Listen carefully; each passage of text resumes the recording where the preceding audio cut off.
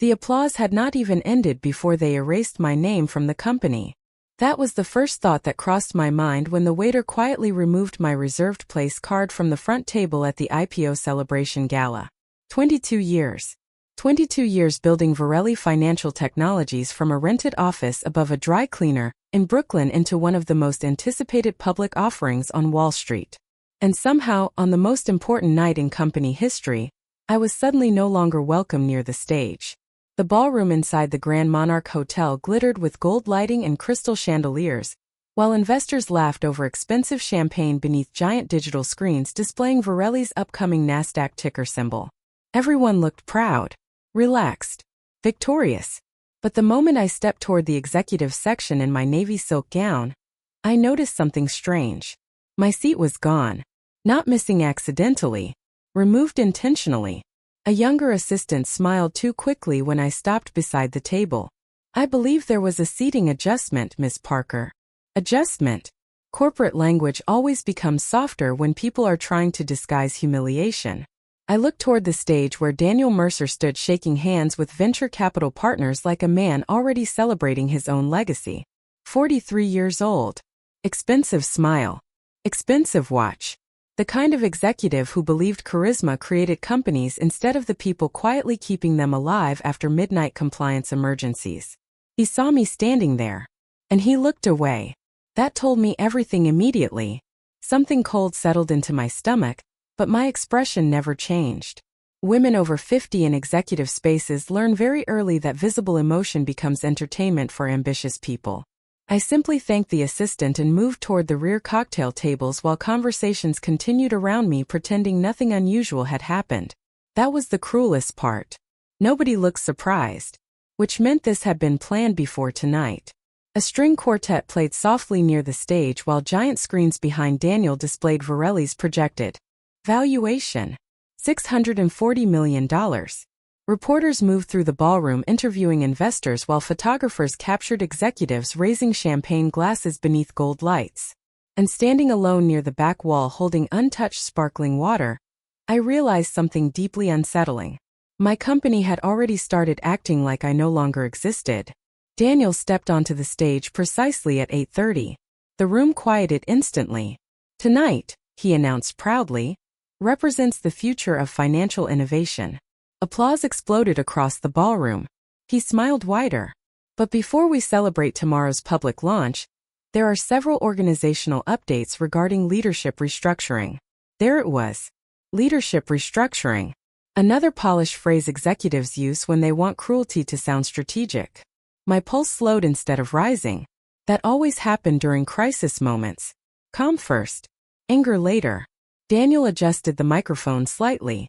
"After careful review, the board has decided to transition regulatory operations into a more agile executive structure moving forward." Agile. Of course. Wall Street's favorite excuse for replacing older executives with younger ones who cost less and obey faster. Several people near the front tables shifted uncomfortably. One investor actually glanced backward toward me before immediately pretending not to. Daniel finally looked directly at me from the stage. "We thank Evelyn Parker for her years of service to Varelli Financial Technologies." Years of service. Not partnership. Not leadership. Service. Like I had spent 2 decades organizing office supplies instead of protecting every federal compliance pathway that allowed this company to exist legally in the first place. The applause that followed sounded weak. Nervous. Forced. Then 2 security officers appeared near the ballroom entrance. That surprised even me. Security. At my own IPO gala. One of them approached carefully holding a small envelope with my name printed across the front. "Your access credentials have been deactivated effective immediately," he said quietly. I accepted the envelope without speaking. Around us executives avoided eye contact while investors whispered behind champagne glasses pretending not to stare. Daniel continued smiling on stage beneath flashing cameras like none of this mattered. But as I opened the envelope and looked down at the contents inside, I felt something shift completely inside my chest. Because sitting inside that envelope was my authorization badge for the IPO filing process. Already disabled. Already terminated. And suddenly, beneath all the music and applause and billion-dollar celebration speeches, I realized something nobody else inside that ballroom understood yet. They had just fired the only person legally authorized to approve tomorrow morning's NASDAQ launch. The elevator ride down from the ballroom felt strangely quiet compared to the noise upstairs. Champagne glasses. Infestor laugter. Flashing cameras. All of it continued somewhere above me while I stood alone beside two security officers staring at my own reflection in polished steel doors. 22 years reduced to a disabled access badge, and an envelope handed over beside a dessert table. Manhattan glittered outside the hotel windows when I finally stepped onto the sidewalk. Black cars lined the curb while reporters crowded near the entrance waiting for executive interviews about tomorrow morning's public launch. Nobody stopped me. Nobody called after me. That part hurt more than I expected. Because deep down, I realized the board had already rehearsed moving on without me. My driver pulled away from the curb slowly while rain streaked softly against the car windows.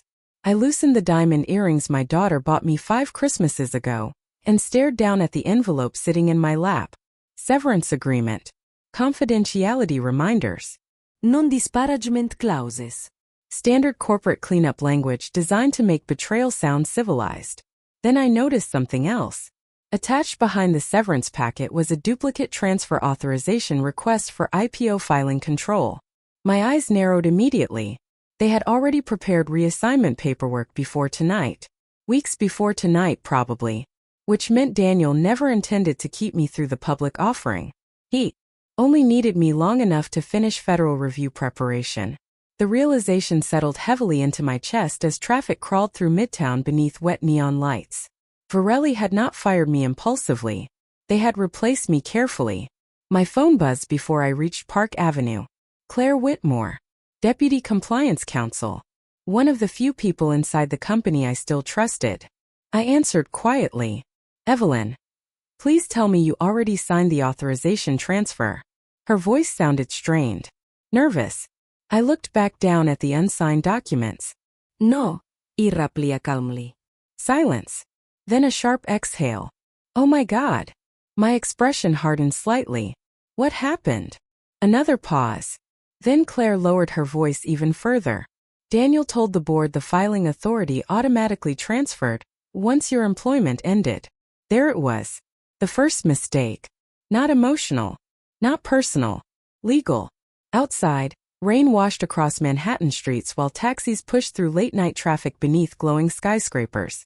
Meanwhile, inside the most important financial week in Varelli history, the executive team had just discovered something terrifying. The federal authorization chain did not belong to the company. It belonged specifically to me. Claire spoke again, almost whispering now. The NASDAQ attorneys are asking for final validation credentials at 7 tomorrow morning. I closed my eyes briefly. Calm. Cold calm. Because suddenly the entire evening looked different now. The removed seat. The security escort. The rehearsed speech. Daniel believed regulatory compliance was paperwork instead of infrastructure. He thought replacing me was administrative. Temporary. Simple. But sitting alone in the back seat while Manhattan lights blurred across rain-covered glass, I realized something Daniel Mercer still did not understand. They had the valuation. They had the investors. They had the media campaign. But without my authorization, they did not actually have an IPO. By 6:15 the next morning, nobody inside Varelli Financial Technologies was celebrating anymore. The rain had stopped overnight, but lower Manhattan still looked gray beneath heavy clouds as executives rushed through revolving glass doors carrying coffee cups and panicked they were trying desperately to hide. I knew because Claire kept calling me from inside the building. The third time my phone rang, I finally answered while standing barefoot in my kitchen watching sunrise light spill across the Hudson River. They cannot access the authorization chain, she said immediately. No greeting.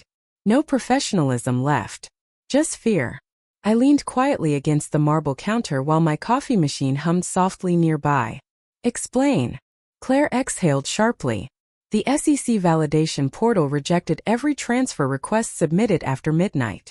My expression never changed, but something inside me settled into absolute clarity. Daniel had tried to bypass the federal authorization structure after firing me. That was not simply reckless. That was dangerous. Because regulatory systems tied to public offerings do not work like executive office politics. You cannot remove a signature authority quietly and hope the government does not notice. Outside my apartment windows, ferries moved slowly across the river while Wall Street prepared for opening bell. Somewhere downtown, investors were probably already checking financial news waiting for Varelli's public launch announcement. Meanwhile, inside the company, legal teams were discovering the difference between corporate confidence and federal compliance. Claire lowered her voice. NASDAQ attorneys are demanding direct verification from the original authorizing officer. Original authorizing officer? Me. I walked slowly toward the living room where boxes of old compliance records still sat untouched from years of late-night audits and emergency reviews. 22 years of protecting executives from consequences they barely understood. Daniel thought regulatory leadership was paperwork because he only ever saw the finished reports. He never saw the nights I spent negotiating federal revisions at 2 a.m, while executives slept comfortably before investor meetings. My phone buzzed again before Claire could continue. Daniel Mercer. First call since the gala. I stared at his name across the screen for several seconds before answering calmly. Evelyn, he said quickly, skipping every social courtesy. There appears to be confusion regarding final authorization credentials. Confusion. Interesting word for a $640 million crisis. I moved toward the window overlooking the river while morning sunlight slowly broke through the clouds. No, irraplia quietly. There is no confusion. Silence. Then I heard voices behind him. Lawyers. Multiple people speaking at once. Panic always sounds louder in executive offices because powerful people are unfamiliar with helplessness. Daniel lowered his voice. We need immediate cooperation to avoid delaying market entry. Cooperation. Not apology. Not accountability. Just urgency now that investors were waiting. My reflection stared back at me through the glass while helicopters moved across the skyline toward downtown Manhattan. And for the first time since they escorted me out of my own gala, I realized something almost unbelievable. Varelli had spent years treating me like support staff standing quietly behind powerful men. But this morning, every executive inside that tower had finally discovered the truth. The company could remove my office, my title, my seat at the gala, but they could not remove the fact that the entire future of the IPO still depended on me. At 8:43 that morning, the emergency board meeting turned hostile. I knew because Claire kept texting me updates from inside the executive conference room, while I sat quietly at my dining table, wearing a cashmere robe instead of my usual navy business suit. Strange how quickly power changes shape once panic enters a building. The first message arrived while I poured fresh coffee. Outside counsel threatening withdrawal. The second came 30 seconds later. Investors demanding explanation for filing delay. Then finally, Daniel blaming compliance department. I almost smiled at that one. Of course he was. Executives like Daniel Mercer always believe operational people exist to absorb consequences quietly, while leadership protects its image. But this was not a scheduling problem anymore. This was federal exposure attached to a delayed public offering with hundreds of millions of dollars already positioned behind it. My phone buzzed again. Claire this time. They are fighting openly now. I leaned back slowly in my chair while early sunlight moved across the apartment floor. About what? A sharp breath crossed the line. About who approved your termination before legal review. There it was. Accountability panic.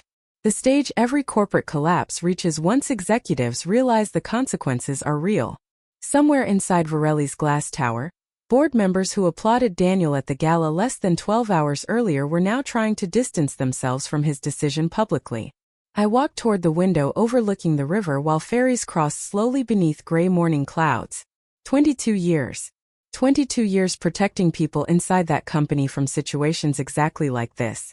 But protection becomes invisible over time. Executives stop seeing the systems quietly preventing disaster until someone removes them. Another message appeared from Claire. CFO says SEC inquiry possible if improper override attempt documented. My expression hardened slightly. So they had actually attempted the override. Not discussed it. Tempted it. That changed everything. Because failed compliance mistakes can sometimes be corrected quietly. Recorded bypass attempts attached to a public offering become discoverable. Permanent. Dangerous. I remembered Daniel standing beneath ballroom lights the night before, smiling confidently, while security escorted me toward the exit like obsolete equipment. Agile leadership structure. That was the phrase he used. But sitting peacefully inside my silent apartment while his executive team tore itself apart downtown, I realized the real problem was much simpler than agility or restructuring. Daniel had spent years confusing visibility with value. He thought the most important people were the ones speaking during investor calls and standing on stages beneath bright lights. He never understood that companies survive because of invisible people doing invisible work correctly for decades without applause. My phone rang again. This time it was not Claire. It was Howard Levinson, chairman of the board, 71 years old, Brilliant investor. ruthless negotiator. And for the first time in 22 years, his voice sounded uncertain. "Evelyn," he said carefully, "I believe we may have made a serious mistake." I stared out across the Hudson River, while helicopters moved toward lower Manhattan beneath darkening clouds. Then I answered honestly, No, Howard. "You made several." At 4:20 that afternoon, a black town car stopped outside my apartment building on Riverside Drive. I already knew who it was before the concierge called upstairs. Powerful men always arrive personally once emails stop solving their problems. I opened the door 20 minutes later wearing cream slacks and a soft gray sweater instead of executive armor.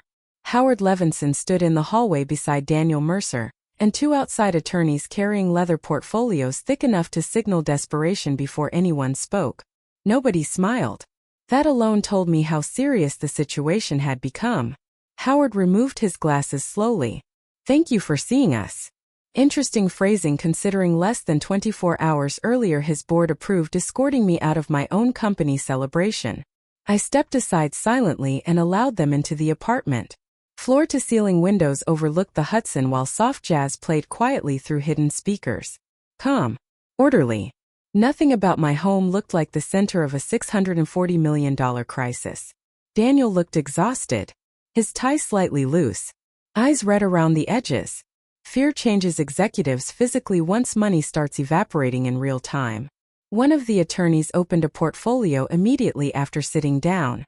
"We prepared revised transition documents restoring temporary authorization privileges pending revised board review."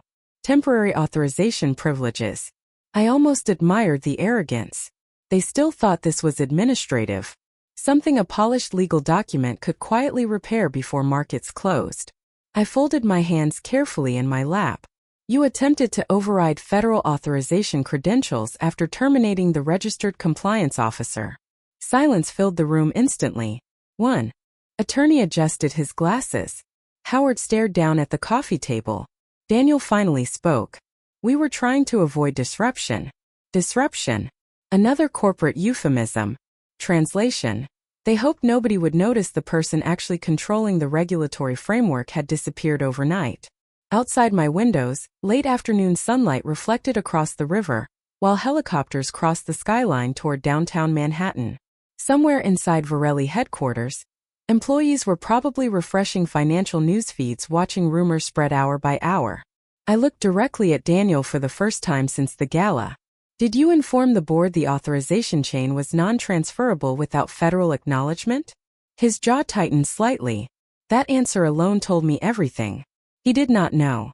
He fired me without understanding the system attached to my position. Howard finally exhaled heavily. "Evelyn, we need your signature before tomorrow morning." Need. There it was again. Not respect. Not remorse. Necessity.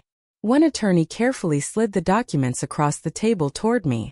"If you sign tonight, we may still preserve launch timing." I opened the folder slowly while the room sat completely silent around me. Then my eyes stopped on page 4. My expression changed immediately. Small change. Barely visible. But enough. Because buried deep inside the revised filing language was evidence they had already submitted unauthorized procedural modifications to federal reviewers 12 hours earlier. My heartbeat slowed into complete stillness. That was no longer executive incompetence. That was potential regulatory misconduct, attached to a public offering. I closed the folder carefully and looked back toward Howard. Do you understand, I asked quietly, that this stopped being an IPO delay the moment your legal team filed unauthorized amendments under my inactive authority credentials? Nobody answered. They did not have to, because suddenly every person sitting inside my apartment understood the exact same thing at the exact same moment. Varelli was no longer trying to save a launch date. They were trying to survive an investigation. The next morning, the entire executive floor looked different. The glass offices that once buzzed with confidence now felt silent, tense, almost haunted.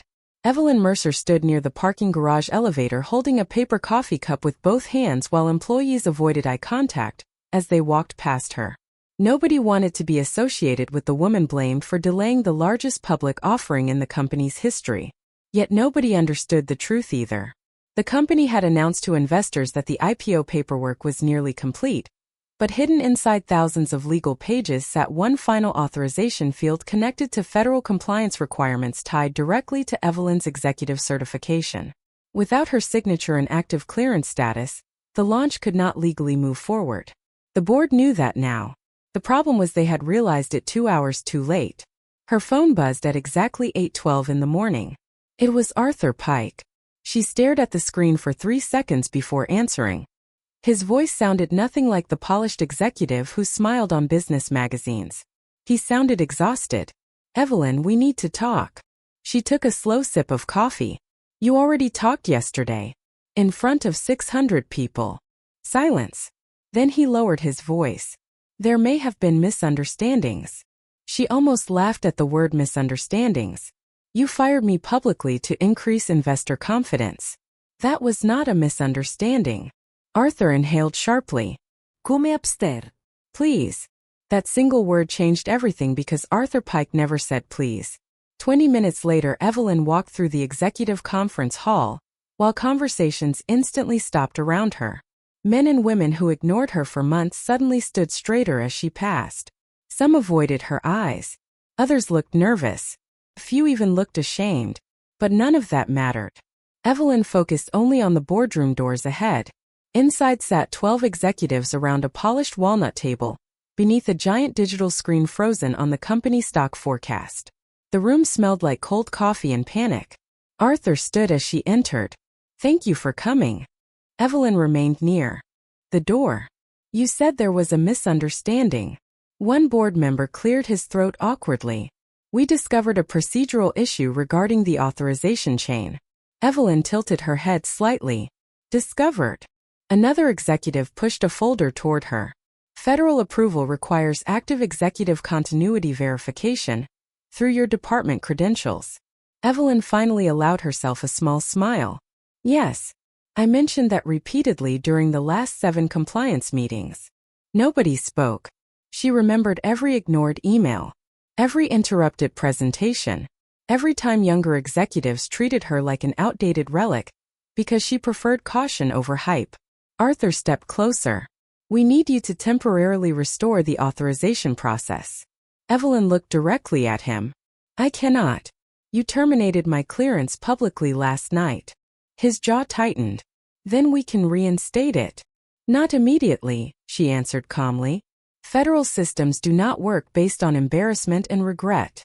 One woman from legal whispered something under her breath while another executive nervously rubbed his temple. Arthur finally asked the question none of them wanted to ask. How long? Evelyn set her untouched coffee cup onto the conference table. Best case? 3 to 4 weeks. The room erupted instantly. Voices collided across the table. One man slammed his pen down while another muttered numbers under his breath. Every delayed week meant millions disappearing from investor confidence. Every delayed announcement increased the risk of competitors striking first. Arthur looked pale now. There has to be another option. Evelyn met his stare without blinking. There was. Yesterday morning. Arthur Pike stopped calling after the 3rd day. But the company's desperation became impossible to hide. Financial analysts began questioning why the IPO date suddenly disappeared from investor calendars. Internal leaks spread across business forums. Employees whispered near elevators and coffee stations about regulatory failures and executive panic. Evelyn Mercer watched the entire storm unfold from her quiet kitchen, while rain tapped softly against the windows of her Connecticut home. For the first time in 15 years, she ate breakfast without rushing toward conference calls. Yet beneath the calm sat something deeper than satisfaction. It was disappointment. She had not dedicated 3 decades of her life to destroy a company. She had built it because she believed loyalty still mattered somewhere in corporate America. By Friday afternoon, her former assistant Rachel arrived carrying a thick envelope and a nervous expression. "They asked me to deliver this personally," she said softly. Evelyn invited her inside. Rachel looked around the peaceful home with visible relief compared to the chaos downtown. "Nobody knows what to do anymore," Rachel admitted. "Half the executive team is blaming each other." Evelyn opened the envelope slowly. Inside sat a proposed consulting agreement offering her $6 million over 6 months to temporarily restore the authorization process and guide the company through federal approval. She almost smiled at the number. 3 days earlier they called her obsolete. Now they priced her experience higher than some mergers. Rachel hesitated before speaking again. "There is something else." Evelyn looked up. "Arthur is losing board support. Investors think he rushed the termination to make himself look decisive before the IPO." Evelyn leaned back quietly. The irony almost felt unreal. Arthur had sacrificed her publicly to appear strong. But the decision exposed how dependent the company actually was on the woman they dismissed. Rachel lowered her voice further. "People are saying you were the only executive who understood the entire compliance structure." Evelyn folded the contract carefully. "That is because I designed most of it myself." Rachel stared at her in surprise. "You never told anyone." Evelyn gave a tired smile. "Nobody asked." That evening Evelyn drove into Manhattan for the first time since the gala. News vans waited outside corporate headquarters, while reporters discussed falling investor confidence beneath bright studio lights. She parked across the street and watched employees hurry through revolving doors with exhausted faces. The building looked different now. Less like a monument to success and more like a machine shaking itself apart from the inside. Her phone buzzed once more. Arthur again. This time his message contained only 6 words. "The board wants you back immediately." Evelyn stared at the glowing skyline beyond the windshield before locking her phone screen. For years they treated her loyalty like something guaranteed. Now they finally understood its actual value. The emergency board meeting began at 7:30 on a cold Monday morning, but Evelyn Mercer intentionally arrived 15 minutes late. Not to make a scene. Not for revenge. Simply because for the first time in years she understood her own value completely. The receptionist who once barely acknowledged her now stood immediately when she entered the lobby. Senior executives waited beside the elevators with tense smiles and rehearsed politeness. Everything about the building had changed in less than a week. Confidence was gone. Fear had replaced it. When Evelyn stepped into the boardroom, every conversation stopped instantly. Arthur Pike looked older than he had during the gala.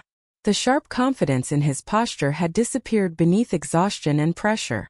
Financial reports covered the table like scattered warnings. One board member stood awkwardly. "Thank you for coming, Evelyn." She sat calmly without removing her coat. "You said this could not wait." Arthur slid a folder toward her carefully. "The board voted unanimously to offer full reinstatement with expanded authority." Evelyn opened the folder slowly. Executive Vice Chair. Permanent compliance oversight. Direct reporting access to regulators. Compensation nearly triple her previous contract. But one detail mattered more than every number combined. Arthur Pike's resignation letter sat signed at the bottom. The room remained silent while Evelyn read every page. Finally she looked up. "You removed your own chief executive officer." One older board member answered quietly. "Investor confidence collapsed after the termination became public. We needed accountability."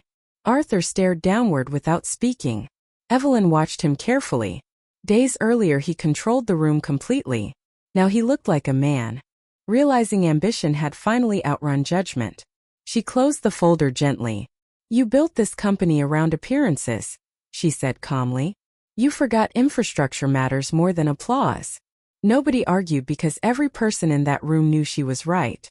The company had chased headlines, magazine covers, and billion-dollar valuations while ignoring the systems quietly holding everything together. Evelyn had been one of those systems. Arthur finally spoke with a strained voice. Will you help stabilize the IPO? Evelyn studied him for several seconds before answering. I will stabilize the employees, the compliance structure, and the investors who trusted this company. The IPO comes after that. Several executives visibly relaxed for the first time all morning. But Evelyn was not finished. There is one condition. The room stiffened again. Evelyn folded her hands carefully on the table. No executive over 50 will ever again be removed without independent review from compliance and governance committees. One woman near the end of the table nodded immediately. Another quietly whispered, "Fair." Arthur remained silent. He understood exactly what Evelyn meant. This was never only about one firing. It was about years of treating experienced people like replaceable furniture the moment younger faces appeared in the room. Evelyn signed the reinstatement papers slowly while morning sunlight spread across the windows behind her. Outside, reporters still waited for answers. Inside, the company finally understood who had truly been holding it together all along. 3 months later, the company finally rang the opening bell on the New York Stock Exchange. But the atmosphere felt nothing like the celebration originally planned. There were no oversized champagne towers. No arrogant speeches about disruption or unstoppable growth. The people standing on that stage looked humbled now. Older. Wiser. Evelyn Mercer stood quietly near the back of the executive group wearing a navy blue suit and the same pearl earrings she wore the night they tried to erase her. Reporters crowded the floor while cameras flashed across the room. But this time nobody overlooked her presence. In fact, several journalists asked specifically for interviews with the woman who saved the company from collapsing under its own ambition. Evelyn declined most of them politely. She had never cared much about attention. She cared about respect. And finally, after years of being treated like a shadow inside the corporation she helped build, respect had arrived naturally without her needing to demand it. The company's public offering succeeded beyond expectations, though smaller than the original projections. Investors responded positively to the leadership restructuring and stronger governance policies Evelyn implemented after returning. Employee retention improved. Internal promotions became more balanced across age groups. Younger executives who once dismissed senior staff now listened more carefully during meetings. Slowly, the culture changed. Not perfectly, but enough to matter. One Friday evening near the end of autumn, Evelyn remained alone inside her office overlooking Manhattan as golden sunset light stretched across the skyline. The building felt calmer these days. Less performative. More honest. Rachel knocked gently before entering with a small box wrapped in silver paper.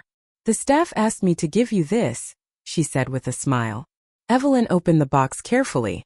Inside sat an engraved brass nameplate. Not executive vice chair. Not compliance director. The engraving simply read, "The woman who held the company together." Evelyn stared at the words silently while emotion tightened unexpectedly in her chest. After a long moment she laughed softly under her breath. "This is excessive." Rachel smiled. "No. It is overdue." They stood together quietly while city lights slowly awakened outside the windows below. Evelyn thought back to the awards gala. The applause. The humiliation. The moment security escorted her away while executives congratulated themselves for replacing experience with image. At the time it felt like the end of her career. Instead, it became the first moment she truly understood her own worth beyond a title or paycheck. Arthur Pike never returned to the company after his resignation. Rumors placed him in private consulting overseas, though Evelyn never followed the stories closely. She no longer carried anger toward him. Some people spend their lives chasing recognition so aggressively that they forget the people quietly carrying the weight beneath them. Arthur learned that lesson too late. As the evening darkened outside, Evelyn placed the brass nameplate carefully beside her office window. Then she shut down her computer, picked up her coat, and walked calmly toward the elevator. Not as the woman they once tried to remove, but as the one person the company could never replace.